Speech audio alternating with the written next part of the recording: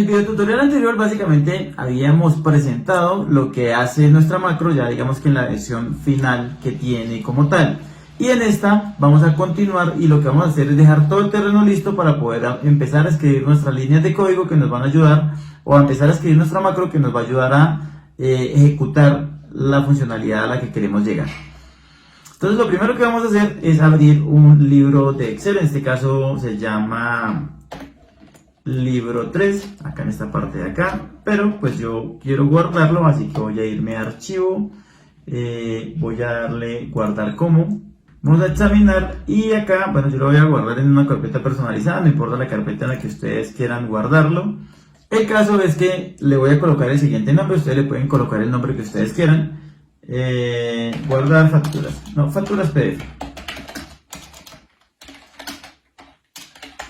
Ahí está, y lo único que vamos a hacer, digamos que como extraño, a la hora de guardar nuestro archivo de Excel, es que vamos a seleccionar aquí un tipo de archivo de Excel especial para que nuestra macro no se desaparezca. Si lo guardamos con esta extensión que se encuentra en esta parte de acá, .xls, x, entonces cuando cerremos nuestro libro con la macro, entonces esa macro se va a desaparecer porque no estamos guardando con el formato que se requiere al momento de poder ejecutar nuestra macro. Digamos que hasta ahí hay mucho por decir, pero digamos que lo vamos a dejar hasta ahí, así que vamos a seleccionar en este caso esta parte de aquí que dice libro de Excel habilitado para macros. Entonces una vez seleccionado acá, vamos a darle a guardar. Y si se fijan, la extensión que nos queda es esta de acá, XLS y una M,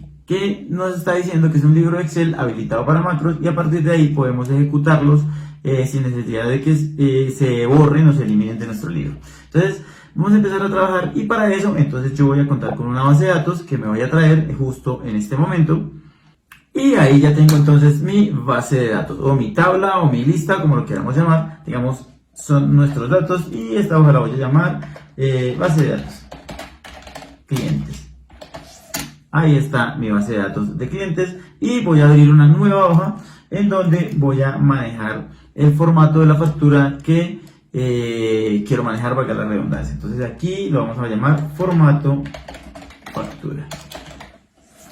Listo. A partir de aquí vamos a empezar a construir como el croquis de la factura que queremos nosotros guardar, o el formato que ustedes quieran guardar. No necesariamente tiene que ser la factura que yo voy a crear, sino que ustedes pueden crear su formato personalizado teniendo en cuenta algo que vamos a ver en el siguiente video. Pero por ahora entonces lo importante es lo siguiente. Usualmente para poder crear un formato, por lo general lo que yo hago es que selecciono todas las celdas y las achico mucho, digamos que más o menos hasta ahí las achico, y a partir de ahí entonces empiezo a combinar las celdas para poder empezar a trabajar. ¿Esto por qué? Porque nos da mucha más versatilidad al momento de trabajar creando algún tipo de formato, es un formato de factura, un formato de recibo, un formato de formulario, entre otros formatos que podamos crear. Entonces digamos que esto nos da muchísima facilidad. Entonces a partir de ahí voy a crear nuestro formato. Y para eso entonces digamos que más o menos a partir de esta celda voy a seleccionar más o menos esta cantidad de celdas y las voy a combinar. Acá le voy a colocar el nombre de mi empresa, entonces mi empresa se va a llamar Empresa Contabilizar. Listo, voy a copiar este formato, así que inicio, voy a seleccionar la brochita. Y voy a seleccionar, si se fijan se me copió automáticamente el contenido, o mejor el formato que había seleccionado previamente en esta celda de acá. O sea, como se encontraba combinada, entonces copié el formato y se le aplicó a la celda de la parte de abajo. Aquí le voy a colocar entonces cualquier número, 123.123.123-5. Digamos que ese es un NIT, o un número de identificación tributaria para las empresas usualmente. Luego de eso, nuestra factura tenía básicamente un cliente, así que voy a seleccionar esto acá, voy a darle a combinar y le voy a decir que cliente, y listo. Digamos que palabras más o palabras menos, nuestro formato de factura quedó más o menos así como ustedes lo pueden visualizar acá. También creé estos campos que hasta el momento no hacen absolutamente nada, pero pues para ganar un poquito de tiempo lo colocamos aquí a esta altura. Yo creo que ustedes ya tienen el conocimiento necesario para poder crear un tipo de formato, digamos que similar a este que se encuentra en esta parte de acá. A partir de ahí, entonces vamos a empezar a hacer la magia, y lo que vamos a hacer es que utilizaremos nuestra función buscar B. Listo, podemos hacerlo de cualquier otra manera, pero les voy a enseñar un pequeño truquito, y es que voy a irme aquí a donde dice nueva ventana, y lo que hice con esa nueva ventana es que puedo tener o puedo visualizar, digamos que las hojas de un mismo libro, pero dividiendo mi pantalla. Entonces digamos que voy a colocar aquí la hoja de formato de factura. Ahora me voy a ir a la otra vista de mi libro y voy a seleccionar la base de datos de clientes que se encuentra en esta parte de acá. Voy a achicar esto, voy a minimizarlo y voy a tener, digamos que las dos pantallas así. A ver, de esta manera, más o menos. Y listo, ahí está. Digamos que ahí tenemos nuestras dos pantallas para poder empezar a trabajar. Entonces, lo que vamos a empezar a hacer es que yo quiero que cuando yo inserte, voy a eliminar esta parte de acá y voy a dejar esto aquí un poquitico más cerca. A ver. Ahí, listo. Entonces, lo que quiero hacer, voy a ocultar esto. ¿Listo? Lo que quiero hacer entonces es que quiero que en este campo de cliente aparezca dinámicamente cuando yo digite en esta parte de aquí un determinado número. Entonces, ese número, con ese número que yo digite, identifique esta base de datos y me traiga los datos de ese determinado cliente. Por ejemplo, si yo llamo el consecutivo número 1, entonces que me diligencie este campo que se encuentra en esta parte de aquí. Vamos a hacerlo y ahorita lo explicamos, digamos que más a fondo. Entonces voy a decir lo siguiente. Voy a decir que cuando yo digite el número 1, quiero invocar la siguiente función, que es la función buscar B. Entonces buscar B, ahí está. ¿Qué le dice a mi sistema entonces? Buscar B o busque el valor que se encuentra en la celda AH3, ¿sí? Y se encuentra indicado en esta parte de aquí, punto y coma para poder pasar al siguiente valor. A ver, punto y coma. Ahora me está solicitando otro parámetro y es la matriz o la tabla matriz, que en ese caso va a ser esta tabla que se encuentra acá. O sea, va a ir a buscar los datos que se encuentran dentro de esa tabla, y para eso entonces lo que yo voy a hacer es que voy a seleccionar mi tabla, voy a seleccionar toda mi tabla, a ver, voy a seleccionar hasta acá, listo, seleccioné todas las columnas teniendo en cuenta todas las, digamos que todas las columnas de mis datos, listo, y eso aparece representado acá. Entonces dice que yo seleccioné entre la columna A y la columna H. El siguiente parámetro que me solicita es este de aquí, indicador de columnas. Ese indicador de columnas hace referencia a qué columna yo me quiero traer una vez ubicados los datos, y ya lo voy a explicar más gráficamente. Entonces voy a decirle que punto y coma, en este caso yo quiero traerme el nombre de mi cliente, y de acuerdo a los datos que yo tenga, entonces debo contar una serie de columnas. Entonces voy a terminar de hacerlo. Voy a decir que mi cliente se encuentra en la columna número 2 de acuerdo a los datos. ¿Cómo así? Sí, digamos que de acuerdo a la matriz a la que yo estoy trabajando, que en este caso nuestra matriz es esta de acá, yo quiero encontrar el valor número 1, ¿cierto? En este caso yo encuentro este valor de acá. Sin embargo, una vez yo lo encuentre, no me quiero traer ese número 1 como tal, sino que lo que quiero hacer es traerme algún valor referente a alguna de estas columnas que se encuentran acá, ¿sí? Entonces, ¿qué le estoy diciendo hacer con esta fórmula o con esta función? Entonces le estoy diciendo, encuéntreme el número 1, ¿cierto? Y a partir de ahí empiece a contar unas determinadas columnas, teniendo en cuenta lo siguiente. Esta columna de acá, para Excel, es la columna número 1. Esta columna de acá, entonces, sería la columna número 2.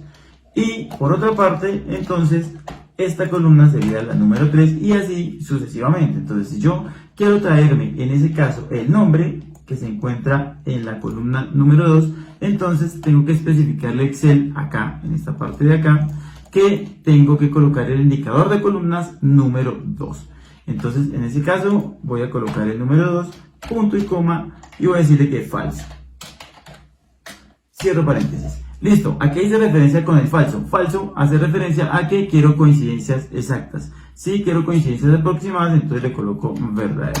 Voy a dar Enter y excelente. Nos trajo los datos de Doranis Alarcón. A ver, esto se me desalinea un poquito acá. Listo, ahí, Doranis Alarcón. Ahí está.